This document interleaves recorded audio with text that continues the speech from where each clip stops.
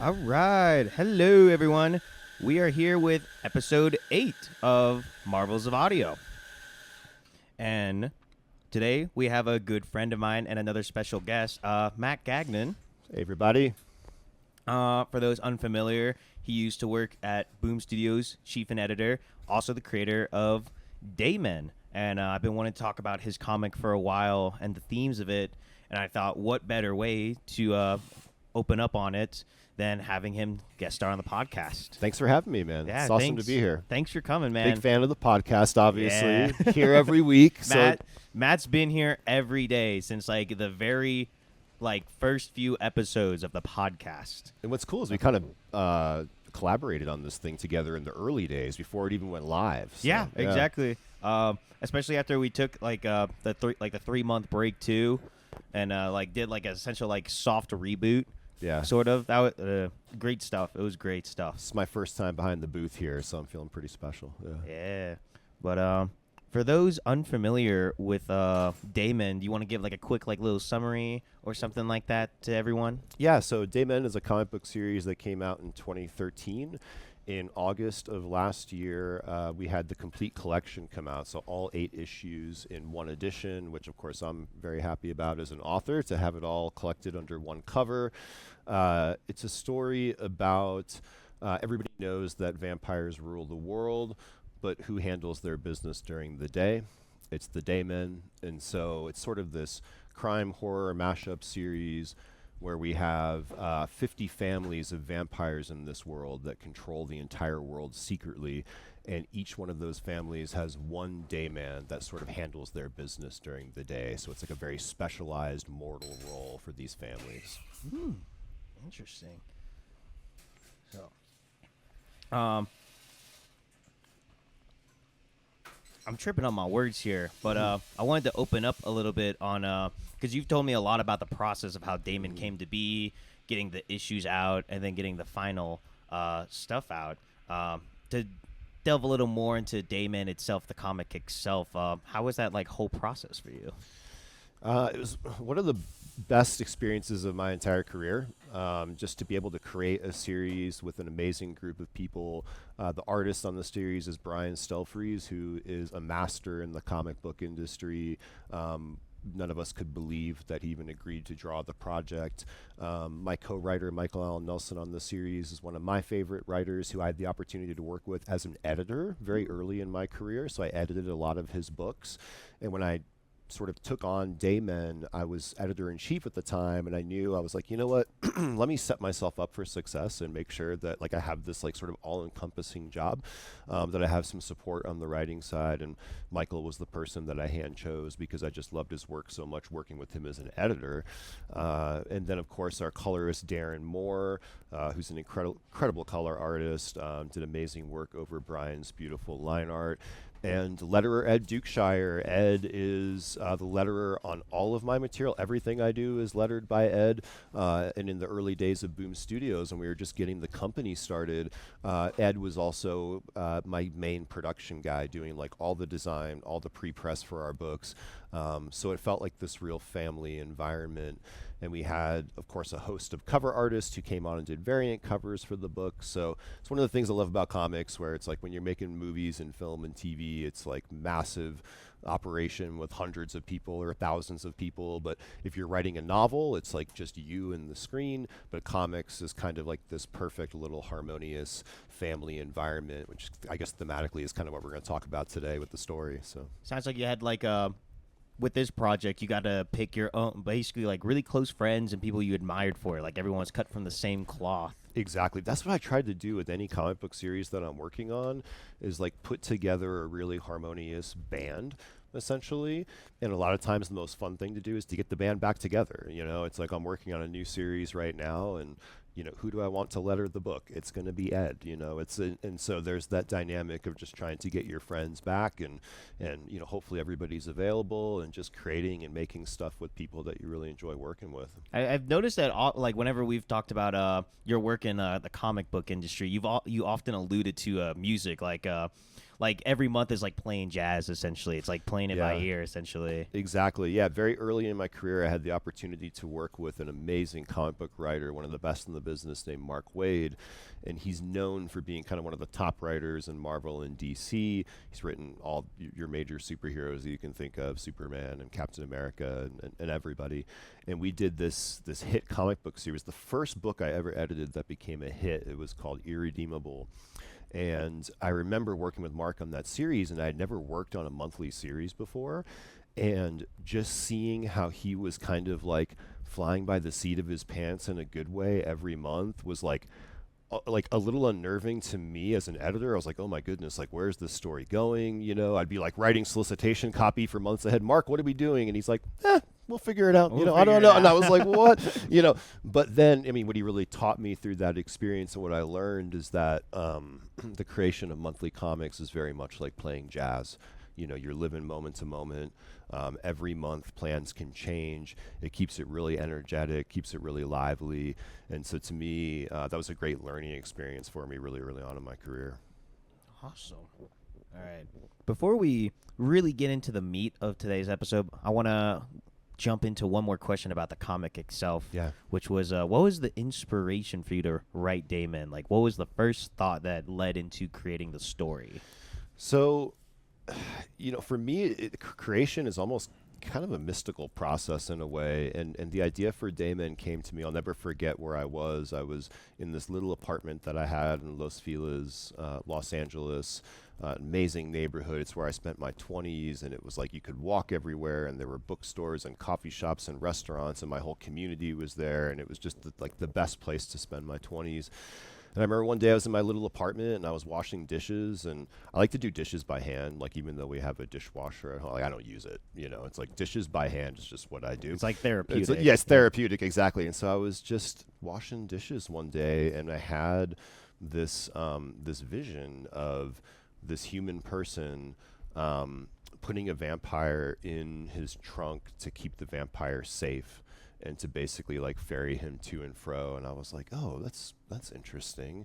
And then the idea for Daymen came up, where I sort of turned it into a world and figured out what the conflict of that world was. And in my career as an executive, as a creative executive, I was always looking for those beautiful one-sentence pitches. This is something we talked about in the workshop this week, where when you find those beautiful one-sentence pitches to describe a concept, it's not just to describe it to your publisher. It's also for you know, retailers to sell your book. Like that effectively helps them sell your book when you understand how to distill your idea.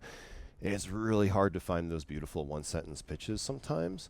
And Daymen, just that one sentence just came to me. You know, everybody knows that vampires rule the night, but you know, who protects them during the day? And at the time, I was not writing too many comics because I was editing and I was shepherding the entire slate. But I kind of had this conversation with myself where I said, you know what, like these ideas don't come often. I'm really passionate about it. Like I'm going to throw myself into the fray, and I'm going to put too much on my plate, and I'm gonna do this series. And so, you know, that was sort of the genesis for it. And the beauty of that one sentence pitch is that it also helps you attract creative partners and other people to the project, because everybody kind of gets it and everybody understands it. And so I remember the first time I had my meeting with Brian Stelfreeze to see if he wanted to do the project. We went out for sushi together in West LA. I think it was on Sawtelle. And I was sitting down with him, and I was a little nervous because he's like this master, and I was like, I don't know if he's going to jump on this project, but you know, it'll be good to get sushi, and it'll be nice to, you know, just connect with him anyway. And he's like this very cool guy, like he's like in his 50s, a little bit older, but he's like I always say Brian's like the wise guy at the top of the mountain. Like when you need advice, you climb the mountain and you talk to Brian, right? And he's like real zen and like real reserved. And he said to me, you know, he said, at this point in my career, I really only want to do projects that are cool. That's the only thing I'm going to do. And I was like, oh, okay, you know. And so then it came time for me to pitch Daymen to him, and I pitched him the concept. And I'll never forget, like it got real quiet. And I was like, oh, let's see how this goes. You know, and I remember he took a beat and he said, that's cool. And so that was in essence his yes. I'm going to do the project. Was yeah, that's cool. Yeah, that's cool, Yeah, dude. that's cool. So yeah, That's funny. in a very zen Brian Stelfreeze I remember way. you So described it to me like it was like a coup, like a little like a secret heist. it was a huge coup because at the time, Boom was going through a transition where we were going from a smaller independent startup to like a major publisher that was like punching in the same weight class as like, a Marvel or a DC or an Image or what have you. And artists of Brian's caliber, we weren't working with quite as much. We were working with a million amazing artists, but like somebody who is like a top Marvel or DC artist that maybe can't produce or really shouldn't be producing work on a monthly basis. Like it was just kind of a different situation than what we had done before. And so that was a turning point for the company where we started to bring in more of these top tier artists where maybe they're going to take longer because they're masters of their craft. And they, just create these incredible visual experiences that take a long time. And when we were a much smaller company, sometimes we didn't have the luxury for that. We just had to go, publishing monthly comics. We got to be cooking every single month. Our creators are hustling, we're hustling. And that was a moment where, Brian, up to that point, had been doing covers and had really not been doing interior art because the very nature of comics didn't really allow him to do that. Every publisher wants a comic in a month, and it's like Brian's not going to draw a comic in a month, and he shouldn't be drawing in a comic in a month. He takes longer than that. And that was the first time as a company we had the ability to offer artists that opportunity to come in and say, you know what, you don't have to draw a comic on a month. You can take longer time. And we went out to the retail community and we told them that. We said, look, this is not going to be a project that's going to come out, every single month, like clockwork. It's going to take a little bit of time. And we ended up doing 8 issues over the course of, I think it was maybe like 18 months. Yeah. Well, it sounds like it was a worthwhile endeavor because you talked about how in the workshop, especially that having that it's like an evergreen thing. It opens the opportunity to other projects. The earlier last year, the complete collection came out as well. I remember I went to your signing for that too. Yeah, it was really fun. Yeah, I was really happy with that because Boom ended up doing this thing where they had their 20-year anniversary last year, and so they came up with this program called the 20 for 20 program, and they basically chose the 20 top titles, like most successful or popular titles in the history of the company, and they chose Daymen as one of them, which was really meaningful to me and really special. And what's cool is like as editor-in-chief, that was not like me like pressing my thumb on the scale, like I wasn't like, hey, can we do Daymen? Like that was not the situation. They came to me and they were like, hey, we want to have Daymen be part of this program, and I was like, oh, that's amazing, and meant a lot to me. And that was part of the point I was making in the workshop, was that when you create, franchise, when you create something that you have the copyright for, it can live for a long time.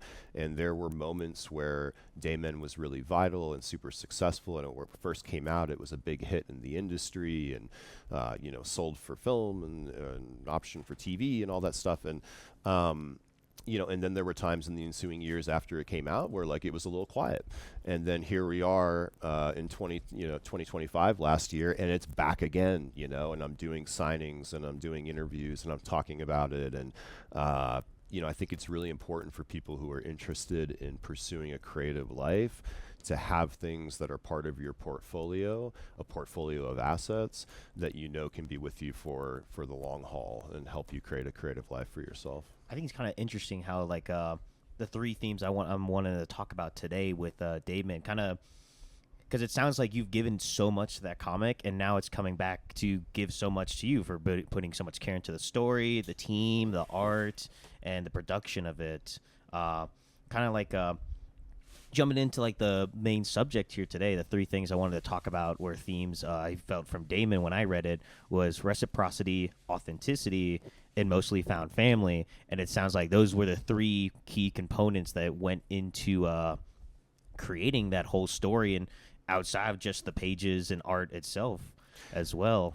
Yeah, no, you're picking up on exactly what the book is about. Yeah, and for me, found families have been a big part of my life. You know, families of frequency, however you want to describe it. When you go out and you find a like-minded group of people who are like really supportive of you and that you're engaging with life with, and going through good times and hard times, and you know, I'm not surprised that it showed up in Daymen, because throughout my entire life, that's been a consistent theme. You know, when I was younger in Tucson, as like a teenager, I had my first comic book collective together. It was called Random Panels, and it was me and my buddies, and we were just self-publishing comics for love of the game, making no money, hand selling them around town, going to conventions, just trying to get some attention on our work. And those friends were family to me, and we went through so many amazing experiences together. And then when I moved to Los Angeles, I had like multiple found families in Los Angeles that really impacted my life positively. One sort of found family in particular that really helped me get my footing in Los Angeles and helped me feel comfortable there, and you know, not alone, and part of something. And I had my found family at Meltdown Comics, which was the comic shop that I worked at for many years, that ended up becoming this network of people, creatives that all ended up coming up together in the industry, and doing different things and becoming professionals at the same time, and even more found families. And so this idea was always really interesting to me, that like we have our biological families that we grow up with, and to varying degrees, you're going to have good experiences and negative experiences with those types of things. But then the idea of found family, where there's also seasonality to that, and those can also be murky kind of environments where you might go through the good times, the difficult times. You might sort of not know how to engage sometimes with these found families. Sometimes they might be more reliable, sometimes they might be less reliable. You go through resistance together, you push through resistance together, you grow strong bonds.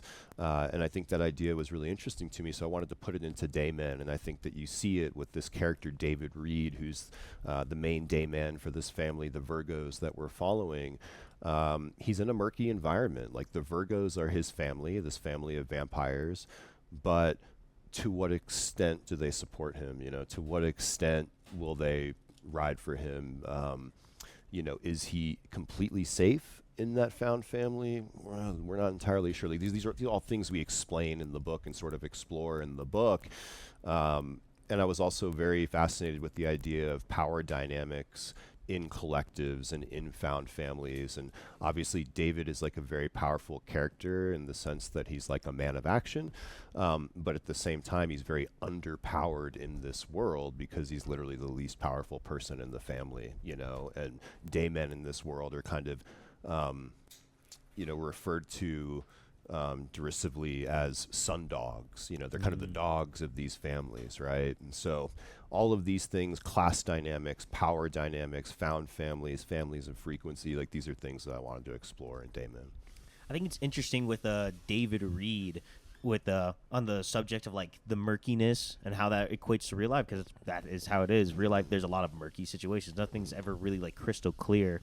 There's like this gets a lot of pushback for staying with what was it, the Virgos family? Virgos, yeah, the Virgos. Yeah. There's like gets a lot of flack from Jacob the Burner with this like unspoken respect between other Daymen. Yeah.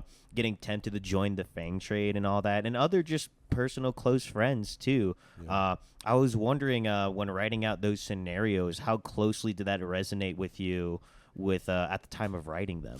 Yeah, it resonated with me a lot. You know, I was working in an environment at a publishing house that was like a rocket ship ride. It was becoming very successful by the month, by the year. It was an amazing group of people, and we were on a journey together. And just like any dynamic, you're going to have good times, you're going to have hard times, you're going to be going through things that are really working, you're going to be in moments that are high pressure. And comics is high pressure. Like, when you're doing stuff by the month, I mean, it is a frenetic high pressure environment. So That's why I call it a rocket ship ride. And so even my own relationship with the publishing house, obviously I had many friends, many colleagues, many people who supported me and wanted me to, be successful in what I was doing. But at the same time, you also have to understand, you are in a corporate environment, and I would not have had as long of a career as I had if I was not successful, and if I wasn't creating hits, that is for sure, So it would not have been a 17-year run. And so, again, it's that idea of murkiness, and that to me, when I'm telling a story, I like to live in the gray, life is not black and white, right? And that was what fascinated me with David Reed is, he's very much living in the gray. And sometimes two things can be true. You can have a family that really cares about you. You can have a group that really cares about you. But at the same time, you can go through seasons that are really hard where those friendships and those relationships are tested. And you really find out kind of, can these dynamics go the distance? Can these relationships go the distance or not? And it was certainly a really good learning experience for me over the course of that time. That was definitely like the biggest appeal to me when I read the comic, which like what you just said, life is not black or white, it's gray. I have a running joke with myself that my favorite color is gray. I say gray is the color that represents nuance. It's being able to take a step back and see all the shades of black and white mixing together to make gray.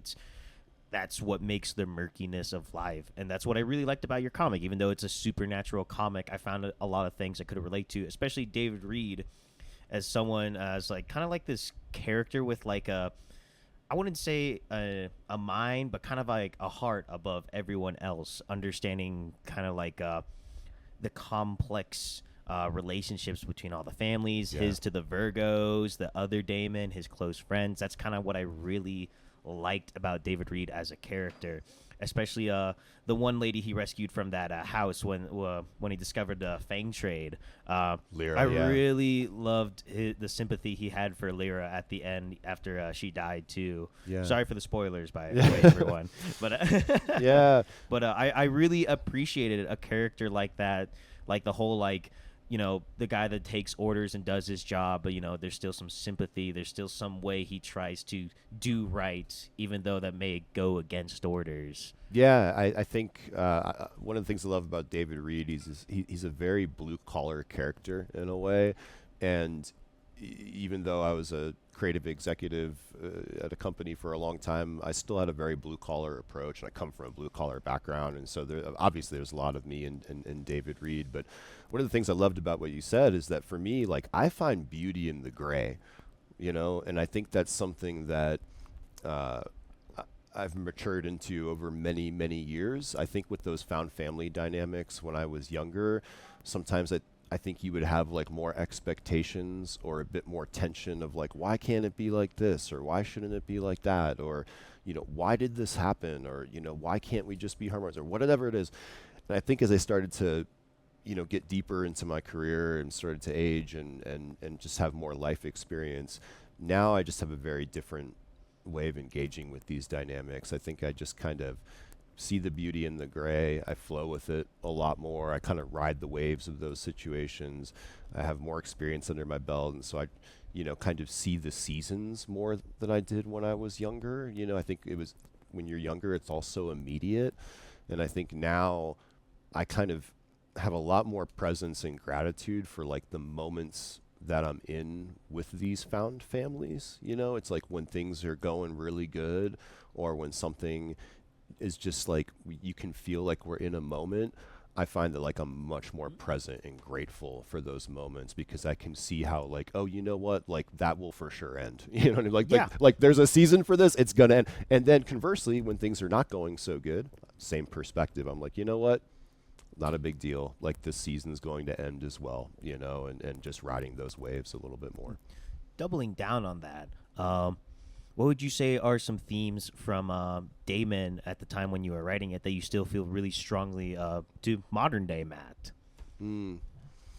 Yeah, I think, the idea of authenticity for sure, which is something that I think certainly I struggled with in my career. I think anytime you're part of an organization, or especially, whether it's an independent publishing house or a more corporate environment, you're going to have the values that are inside of you, which are probably kind of, changing as time goes on, juxtaposed with what might be happening with the business, what the needs are of the business, what the mission is for the year, what we need to do to be successful, what we need to do to make sure everybody's getting paid and doing well and moving up in the organization.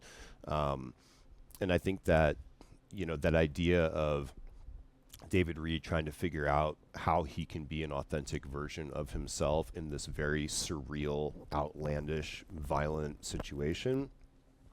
Even as I look back on it, I can see some of the more subconscious elements of what I was working through in the story. And so that's still applicable to me today. And kind of what's fun in this new era that I find myself in now that I'm not with Boom anymore and I'm not a creative executive anymore and I'm more independent and non-exclusive, authenticity is so much more easy for me to achieve, because I'm just me. I'm here at the coffee shop and I'm talking with my friend Dalen, and and I don't have those external factors that are weighing down on me, and I can make decisions from where my values are today and where my heart is and what's inside of me, without those external forces. I remember very distinctly when after we had first met and we started hanging out a lot, we had a conversation about you being in a transitionary period in your life. Yeah. And you talked about trying to find a way to be your most authentic self in your time at Boom in the 17 years to now you're kind of struggling a way to like, how can I can be my most authentic self now, but where do I want to put that? Where do I want to put that energy? Yeah, 100%. Yeah. So that's the new mission. The new mission is, okay, so I have this freedom, I have this autonomy, I have this independence. And one of the unique things about my career is I've done a lot of different things. I've been a comic book author, creator, creative executive, editor-in-chief, editor of comics, public speaker, buyer at comic book shops, gallery curator. I mean, it goes on and on and on. And it's because I have a lot of different things that I really like doing and that I'm passionate about. And so one of the big things that I'm kind of having fun engaging with right now is you only have so much time and resources and so much energy you can put into projects. And so what does that pie chart look like? What is the majority of the pie chart going to take up in my life right now? And truly, I don't have the answers. I'm still at the beginning of this new chapter or really this new book that's being written in my life. And so there's, I think, some lessons that I can definitely apply from my previous life of playing jazz a little bit, which is kind of what I'm doing right now, and testing things out and following my intuition and my passion and the tracks as they're being laid out to me. And I think that's kind of the balance also when you're talking about building a creative life, is like, how much do you follow your intuition and let the tracks drop for you, and then how much are you on your toes actually being offensive and making things happen? And so right now I know at a baseline what always makes me happy is creation, making books. Like that's simple. I've done that even when I was a kid. I was like the solitary 10-year-old in my sketchbook, like making my secret stories that nobody reads. You know what I mean? So like that's just what I do. If I'm left to my own devices, like that's just what I'm doing. So I kind of felt that a lot recently, especially with this past year. It's something everyone tells me in my early 20s that like, you're so young, you still have a lot to do, and it's really hard to find what do I just want to go the flow with versus what do I really want to pursue and really lay the foundation. It's really interesting since I will be in the middle of my 20s next week's. Remember to say happy birthdays in the comments. It is a really interesting thing to like kind of weigh on the scale, like how much do you go with the flow with no direction, let things happen, versus how much of it do you like ignore and like pursue something else. 'Cause I'm always the guy that goes with my gut, and when I really feel it right, Yeah. like inside of me, I'm like, let's take a chance on it. And usually, if it doesn't turn out all right, then it's like, okay, that's fine. I gave it a try. I've learned from it. Yeah. It's really I found that to be a very, how would I say, necessary learning experience, and I believe that is something that I will continue to need as I grow older too. Yeah, I think you're a lot like me in that way. Like I'm very intuitive. I'm very moment to moment. There's some days I want to work on this project. There's some days I want to work on that project. I go with the flow, and it's always served me really well. But you also have to find the middle way. You Mm-hmm. have to find that middle path where a lot of times, like even this month in January, I was really cognizant of there's a couple key things that I need to get done in this month that I need to be diligent and focused on. And so I can still be like my sort of like up in my head, kind of like, in the clouds, dreaming self. But I also need to like bring myself down to a grounded state here. I need to focus. I need to get stuff done. And so I think that middle way is always good, but following your gut is always the way to go. Yeah. And I think that was why my 17-year career with Boom, that also created some tension with me, where I had so many amazing projects and gifted creators, and it was like a massive fortuitous blessing in my life. I mean, it was like the ride of a lifetime, and the ability to build a company like that. Some people don't even get it once in their lifetime. And the fact that I had that, I was cognizant of how special that was.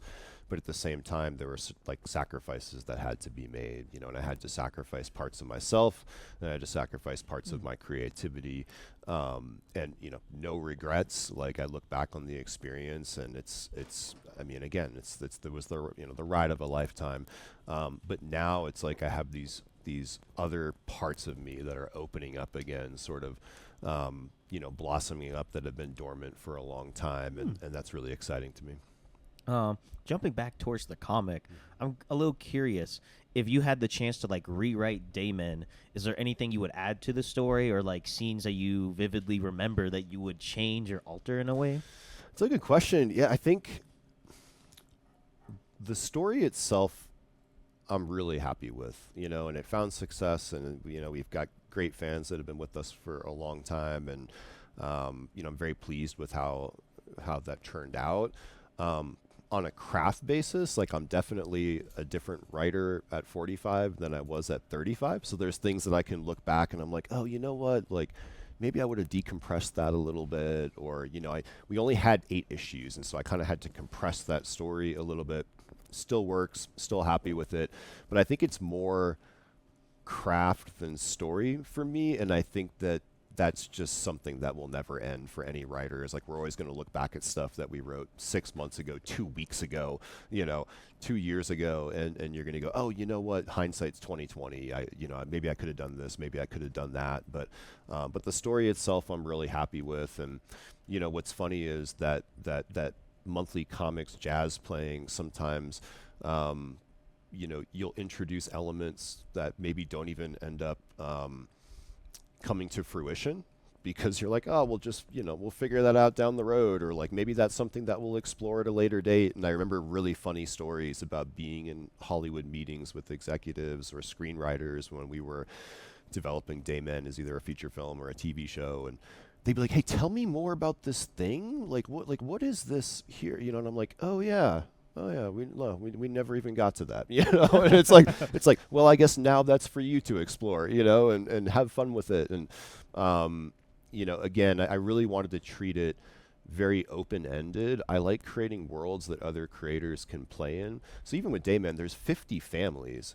In Daymen, we only ever talk about and explore 2 of the families. And so that was always really exciting when we would go into the Hollywood space and we would be in these development deals, is they would come in and say, wait a second, so there's like 48 other families we can do whatever we want with? And I'd say, yeah, play, have fun. To me, creation is more enjoyable when there is a sandbox to play in that like other talented people can come and play in. I'm not one of these creators where it's like I'm super rigid and it's like my vision and like it has to be my way or the highway. Like I think you can get more done with partnership. I'm a big believer in partnership with creation. and finding the right people, bringing them into the party, and then letting them cook. And I think that's one of the reasons why Daymen's also continued to be so successful, is that kind of philosophy, that mentality. On the idea of partnership, I remember you told me this one story about you wanting to get an original piece for Daymen from Brian Stelfy's. Yeah. I was wondering if you could open up on that story. It's like my favorite Yeah, story. I love. It's great. I love these stories about Brian because he's just the best, and this story always cracks me up. But when we were doing Daymen, I was thinking to myself, oh, I would love an original piece of art for my office of Daymen, just as like a memento, and to kind of like look up in my office and just always remember Daymen, and have a beautiful piece of original art from Brian. And so, one day I emailed Brian and I was like, hey, I don't know if I could maybe like purchase a piece of original art, or, just kind of asked if there was a way I could get an original from him. And I never heard back. And I was like, not unusual, it's like we're working, we're doing stuff, no big deal. Right.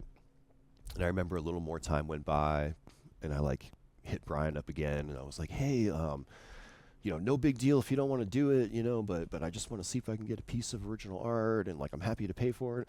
And like nothing, crickets. And I was like, oh. And then one day it occurred to me, I was like, oh, you know what? He might be drawing this digital. like there might not be any original art that actually exists for this, right? Sure enough, I hear back from him a little bit later, and he's like, hey man, I'm drawing this digital, like there's no, and I was like, oh, okay, no problem, no worries, end of that, no big deal, right? Which, by the way, drawing digital was like the way to go because it's much faster, so he was able to get it done quicker. But then, cut to a series of months later, I get this FedEx package in the mail out of nowhere. And I'm like, what is this? And like, it's from Brian, and I open it up. And like, when I say it shook me, this is not an exaggeration. He sent me a painting that he painted of David Reed, not an illustration, like a full-on painting that he painted. And he's like, Brian is also a fine artist. Like if you look at his painted work on his website and his social, it's insane. And like, that was one of the coolest moments of my life. Like that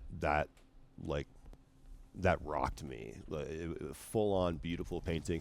Then what's funny is like I almost didn't even want to frame it. Like it was so special. I was like, I actually don't want this in my, like I just wanted to like put it in a safe somewhere or something, but that's just the type of guy Brian is. He's special and he's a really good person.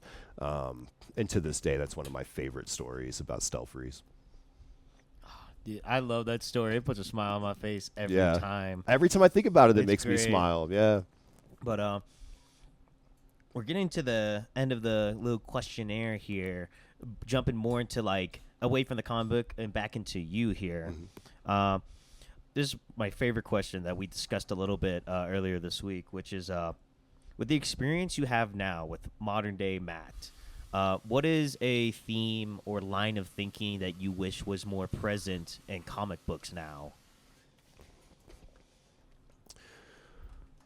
Well, I think when I was reading comics, especially, let's say in like the late 90s and early aughts, there was this real movement that was happening with like imprints like Vertigo, where you'd have, Transmetropolitan and Preacher and Why the Last Man and all these like really inventive books that felt like they just came out of nowhere, that were so unique and so different, and it was such a great time to read comics.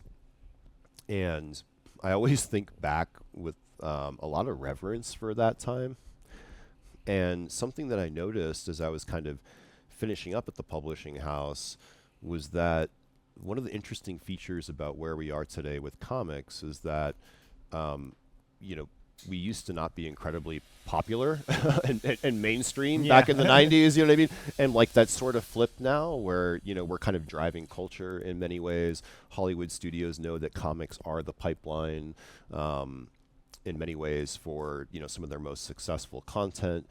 And so what I noticed towards the end of my career with Boom is that, and this is true of all publishing houses, this is sort of a more of a blanket concept, is that there's much more comics that are being produced that have like a very commercial structured nature to them that are in alignment with like what's going to sell for the film or the TV show, you know. So it might be more of an orientation towards like, let's hit the 3-act structure, let's do the hero's journey, you know, let's kind of live in this very like articulated space. And a lot of the entertainment that I was starting to see would kind of feel rote in a way, you know, and it's just different from the stuff that I was reading, you know, back in those eras that I was talking about. And there's still obviously amazing work being created today. Like that's always going to be true. But I'm just talking more thematically about kind of something that I noticed as a bit more of a trend, where it's like, okay, we know what the formula is for a comic that's going to give you the best chance to, you know, reach a successful, you know, franchise deal or media deal or whatever it might be, and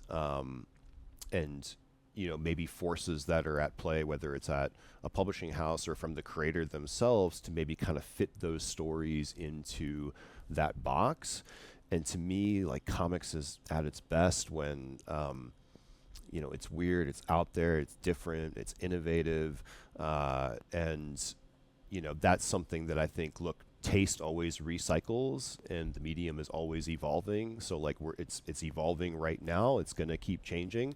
But that's just more of a trend that I noticed that I think that, you know, will continue to migrate out of. And, you know, I think we'll definitely get back to times where maybe there's a little bit more of a trend where stuff goes, you know, more innovative and more out there and off the cuff and, you know, kind of left of center. I remember you talked about this in the seminar with Daymen specifically, that like for a few years vampires will be in, then they'll fall out, then they'll jump back into the trends and stuff like that. Exactly. Yeah. It's funny you bring up the idea of formula, because it's like I remember reading this thing about Netflix where they're pitching this idea of like they found the formula for like to make a big show, to make hits, to make like really popular, the whole world's gonna love it shows, which is really interesting because the shows that they've used to make that formula are all shows that have theoretically strayed from that formula, which is really ironic in a sense. Yeah, and you know, it's, look, I think like sometimes you can have that indie mentality of like, you know, like let's buck the system, and like, and I love being in that mode, you know, but there's also a lot of virtue to being in a commercial dynamic as like well. Playing the game, yeah. For sure, because look, we all want to find an audience. We want people reading our stuff, and we want to be successful, you know. So I think it's about finding the virtues in both camps and trying to make the right blend of that. And even if you look at Daymen, you know, Daymen on some level is like a very commercial idea. And then some of the themes that you and I are talking about is my attempt to, you know, give it depth and, you know, give it that poetry and make it a deeper work. And so, yeah, I see the virtues in making commercial entertainment. Like, obviously, that's what I was doing for a very long time. And so, you know, and so I'm as quote unquote guilty of that as anybody. But I think what made us so successful at Boom for a very long time was always finding the art and the commerce. That was the thing that was one of my driving forces as editor-in-chief was, you know, look, I know we can be commercially successful, and we can be critically acclaimed, and we can be deep with our storytelling at the same time.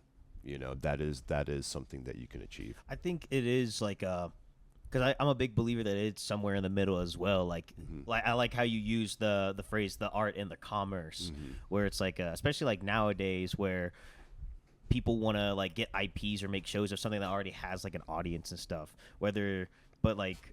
I think it's whether it's an original story or like a spin-off, it's the kind of like the work that's put into the story itself, not kind of like the foundation of the idea that makes it a success.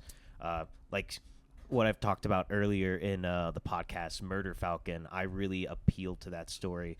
Not for the idea or the base, like the one sentence pitch it was, which is this guy and his falcon that he summons with the power of metal fights demons. but it was the whole message and theme. I really felt like I was talking to the writer and that story, and I kind of felt your words coming through the pages in Daymen, and I can see why it was a huge success. Yeah, Murder Falcon is a very deep book. Like Yeah, deceptively, it's very right? deceptive. You wouldn't get that from the first few pages, and you wouldn't think it from the title, right? Murder Falcon, but it's a very deep book, and I think that's what makes Daniel Warren Johnson so successful, is that my high watermark, my litmus test for a good comic is, does it make you feel something, right? It's why I love Jeff Lemire. Jeff Lemire's work always gets me. Jeff Lemire's made me shed tears while I'm reading comic books before. I mean, he's one of my favorites, and I think Daniel Warren Johnson also has that characteristic, which is there's an emotionality to his writing that's really powerful, and he's writing from a very deep place, and that's what I'm interested in as a storyteller. I want to write with emotion. I want to write with honesty. I want to make people feel something and have authentic reading experiences, and to me, that's when everything sings. And when you find an audience that will really stick with you is when it goes beyond the surface level and it goes into something much deeper.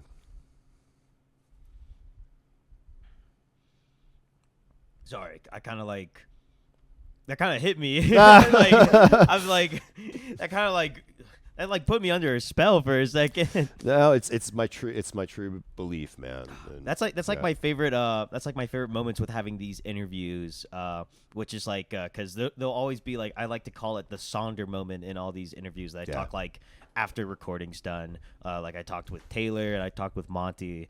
And like I always see it when I go back on editing too, where like my face will just go blank, and you can visibly see it in the video where I kind of just get lost in thought of the conversation. I'm glad we had one of those moments on here. That's good.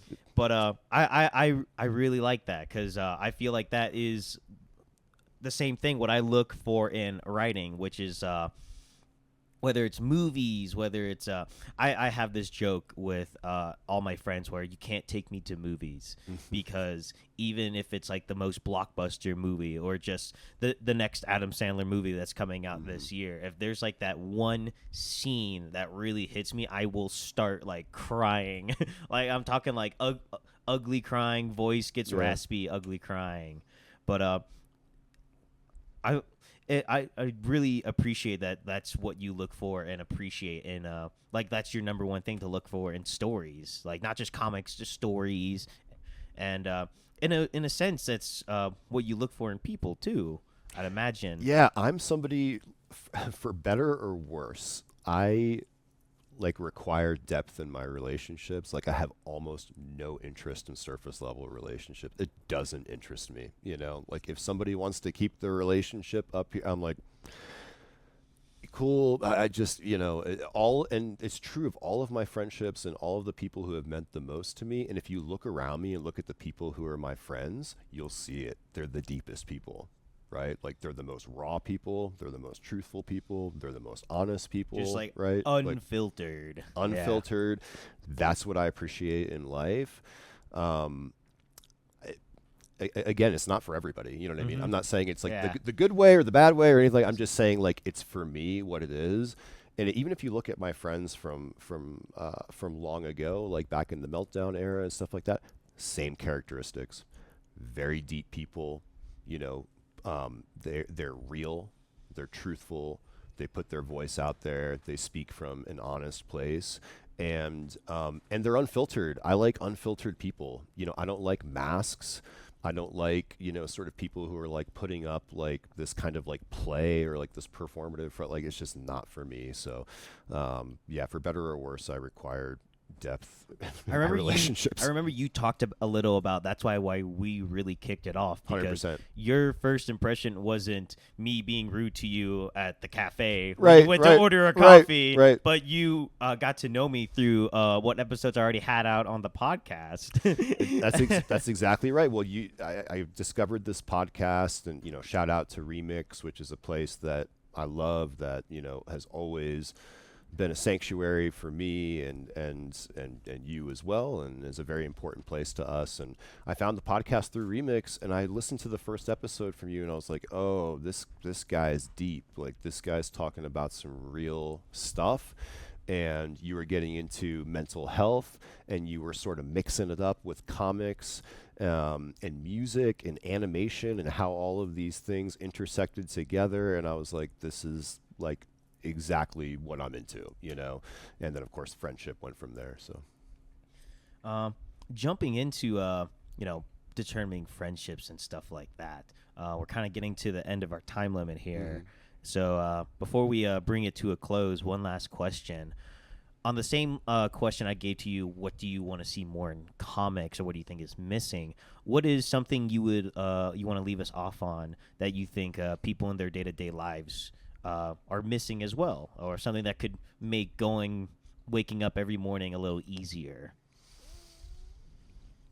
I think one of the things that's been coming up for me lately, I would say maybe in like the past 4 or 5 years, is like the virtue of directness. Okay.